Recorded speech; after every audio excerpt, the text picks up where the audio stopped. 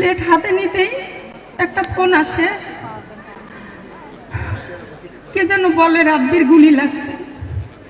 আমার ছেলে 19শে জুলাই সকালে আমি ডাইকা তুলছি, নামাজে যাবে, ওঠে না। ওরা 11টা বাজে ডাইকা তুলছি, আপু উঠো নামাজে যাবা, শুক্রবার ছিল জুম্মার নামাজ। ওইটা আমার বাবা গোসল টোসল সেরে নামাজে গেছে, আমাকে নাস্তার কথা জিজ্ঞেস করছে, আম্মু নাস্তা আছে? আমি বলছি তুমি তো নাস্তা করো না শুক্রবারে, এই জন্য নাস্তা তোমার জন্য রাখিনি। পরে বলছে ঠিক আছে তুমি রান্না করো, আমি একবারে এসে খাবো। গরুর মাংস রান্না করবা আর ডাল ভুনা করবা। আমার ছেলে বের হয়ে যে গেছে, যাওয়ার সময় আমাকে বলছে আম্মু দরজা লাগাও। 3বার বলছে আম্মু দরজা লাগাও, আম্মু দরজা লাগাও, দরজাটা লাগাও আম্মু। আমি দরজা লাগিয়ে দেই। প্রতিদিন আমি আমার ছেলেকে দোয়া করি, ফু দেই, আবার তাকিয়ে থাকি ও যতক্ষণ যায় দেখা যায় আমি দেখি। ওই দিন আমি দোয়াও করি নাই, আমার ছেলেকে আর দেখি নাই। 4টা বেজে যায়, আমার ছেলে আসে না। তখন ওর আব্বু বাসায় আসছে, আমি ওনাকে খেতে দিব। প্লেট হাতে নিতেই একটা ফোন আসে, কে যেন বলে রাব্বির গুলি লাগছে। ওর আব্বু শার্টটা নিয়ে একটা দৌড় দেয়। আমি জিজ্ঞেস করি কে কার গুলি লাগছে, তুমি কোথায় যাও? সে বলে না। তো একটু পরে আবার একজনে ফোন দিয়ে বলে যে ওর হাতে গুলি লাগছে, ওর কিছু হয় নাই, ওকে হসপিটালে নিছে, ও ঠিক হয়ে যাবে। দিন চলে গেল, সন্ধ্যা হয়ে আসলো, আমার ছেলে আর ফিরে আসলো। আমি জিজ্ঞেস করি আমার ছেলের কি গুলি বের হয় নাই, কি ব্যাপার? কেউ বলে না। আস্তে আস্তে আমার বাড়ি ভর্তি হয়ে যায় মানুষ, লোকজন এসে সবাই আত্মীয় স্বজন আমার বাসা ভরে যায়। তখন আমি জিজ্ঞেস করি, আমার হাজবেন্ড আসে নাই, আর যারা ছিল ওদের জিজ্ঞেস করি আমার ছেলে কোথায়, আসে না কেন? এর মধ্যে ওর গুলি লাগছে যে এটা কেউ বলে না। আমি সন্ধ্যা পর্যন্ত থাকি, রাত 12টা হয়ে যায়, তখন আসে না। 12টার পর ওর বাবা যখন বাসায় আসে, তখন ওর বাবার সাথে আতরের গন্ধ। আমি বলছি রাব্বি কোথায়, আমার ছেলে কোথায়? তুমি কি আমার ছেলেকে রেখে আসছো? আমার ছেলে কি নাই? আমার রাব্বি কি নাই?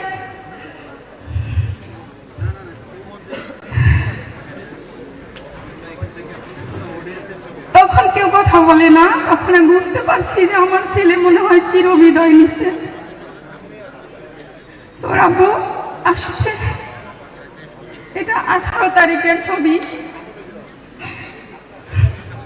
ওকে এভাবে হসপিটাল থেকে রেখে আসছে, ওকে ফ্রিজে রাখে নাই, নর্মালে নামায় রাখে। পরের দিন যখন সকালে গেছে, এরকম অবস্থায় ওকে দেখছে, রক্ত।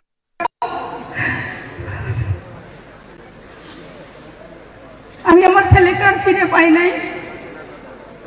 আমি ওর ভিডিও সংগ্রহ করে দেখছি, ওকে আর দেখতে পারি নাই, শেষ দেখাটাও, শেষ কণ্ঠও শুনি নাই, আমি লাশটাও দেখতে পারিনি আমার সন্তানের। এর চেয়ে ব্যর্থ মা পৃথিবীতে আর কি হতে পারে? তবু গর্ব করি আমি আকরাম খান রাব্বির আম্মু। আমার ছেলে তো একা যায় নাই, আমরা একই পরিবারের 2টা সন্তান হারাইছি। 5 আগস্ট আজকের দিনে আমার ভাগ্নি, আমার ননদের একমাত্র মেয়ে, সে ঘরের ভিতরে গুলিবিদ্ধ হয়ে মারা যান। 10 মিনিটে সে মারা যান। হসপিটালে নেওয়ার পরে তাকে মৃত ঘোষণা করছে। 2টা তাজা প্রাণ আমাদের মাঝ থেকে ঝরে গেছে। আমাদের প্রতিটা মুহূর্ত মৃত, শুধু নিঃশ্বাসটা আছে। এই সন্তান হারা মা কিভাবে দুনিয়াতে বেঁচে থাকে? আমরা এখানে আসছি কোনো আনন্দ উল্লাসের জন্য নয়, আমাদের সন্তানের বিচার চাইতে এসছি। সন্তান যারা চলে গেছে, শুধু আমার সন্তান না, আমাদের যে সন্তান, আমাদের বাংলাদেশে যে টাইগার গুলাকে ওরা মেরে ফেলছে, এই স্বৈরাচার শেখ হাসিনা আমি এদের সুষ্ঠু বিচার চাই, যে খুনিরা এদের খুন করছে শেখ হাসিনার বিচার চাই। ওকে ধরে এনে ওকে এমন শাস্তি দেওয়া হবে যে মাটি কাঁপবে, পৃথিবী কাঁপবে দেখে। জীবনে আমাদের রক্তগুলো টকবক করে জ্বলছে, ভিতরে আগুন দাদা করে জ্বলছে। যে আমাদের সন্তানের রক্ত দিয়ে রাস্তা লাল হয়ে গেছে, রক্তাক্ত রাস্তায় আমরা হাঁটবো, আপনারা হাঁটবেন। সেই রাস্তায় শত শত শহীদের রক্ত পড়ে আছে, সেই রক্তগুলো গুমড়ে গুমড়ে কাটছে। আমাদের বিচার চাই, আমাদের রক্তের প্রতিদান চাই, আমরা সুষ্ঠু বিচার চাই। ওকে এমন শাস্তি দেওয়া হোক যাতে বাংলাদেশের কোন লোক আর কখনো এভাবে কাউকে মারতে না পারে, কখনো গায়ে হাত দিতেও যেন সাহস না পায়। কোনো হত্যা করতে তো দূরের কথা, কাউকে ধরে নেওয়া, গুম করা, ধর্ষণ করা, এগুলো বন্ধ করতে হবে। আমরা প্রয়োজনে রাস্তায় পুরা রক্ত দিব, আমাদের শরীর বিছিয়ে দিব রাস্তায়। আমাদের সন্তানের সুষ্ঠু বিচার চাই, সন্তানের সুষ্ঠু বিচার চাই।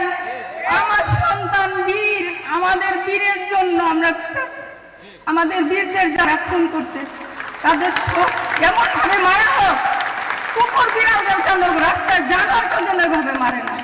ওকে ফাঁসি দিলে হবে না, ওকে জনগণের হাতে তুলে দেন। আমাদের সন্তানের হত্যাকারীর বিচার আমরা করতে চাই। কেন বিচার হচ্ছে না? 1 বছর পার হয়ে গেছে, আমার সন্তান মা বলে ডাকে না, আমার হাতে নাস্তা করে না, আমার সাথে এক টেবিলে বসে খায় না। আমি কিভাবে বেঁচে আছি বলতে পারেন আপনারা?